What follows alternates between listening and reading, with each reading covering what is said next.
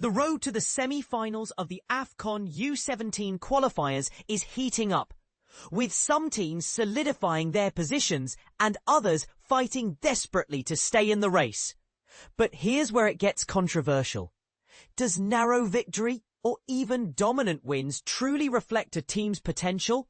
Or are these early results simply unpredictable signposts of future success? Kenya and Uganda have successfully secured their spots in the semi-final stage of the ongoing Total Energies CAF U-17 Africa Cup of Nations AFCON CECAFA qualifiers. The Kenyan squad moved forward after a confident 2-0 triumph over South Sudan at the Abebe Bikila Stadium on Monday.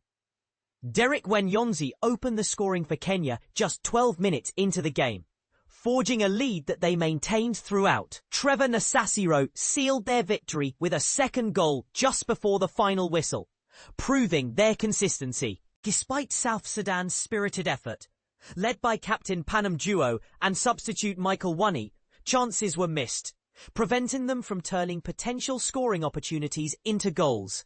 Kenya's win elevated them to 7 points in the group, with their upcoming match against Ethiopia, with the hosts also qualified, dictating who will top Group A.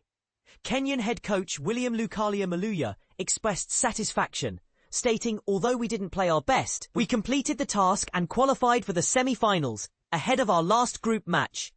In an earlier fixture, Somalia delivered an impressive 3-0 victory over Rwanda, thanks to a brace from Mohamed Osman and a goal from Abdigafar Abdullahi.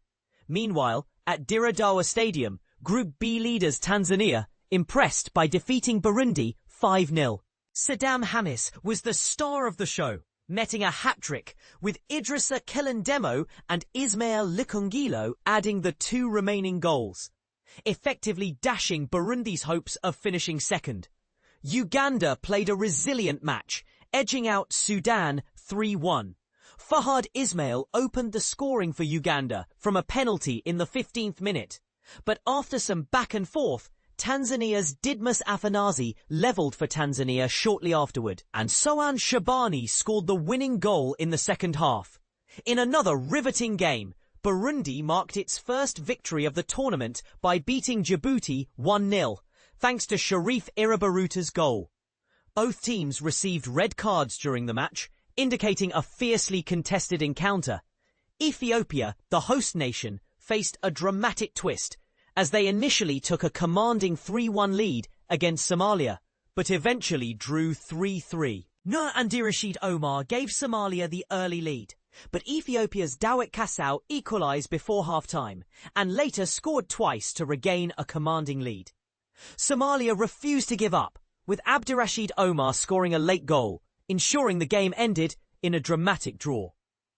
Ethiopia's coach, Benjamin Zima, commented on the loss, acknowledging that his young team lost control during the match and stated they have a few days to regroup before facing Kenya.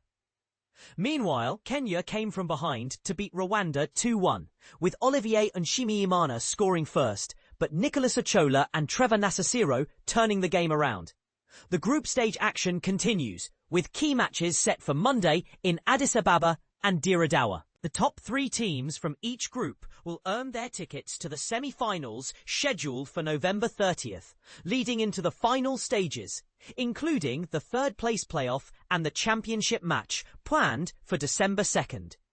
On a separate note, the ongoing CECAFA qualifiers have demonstrated not just emerging talent, but also a strong commitment to safeguarding.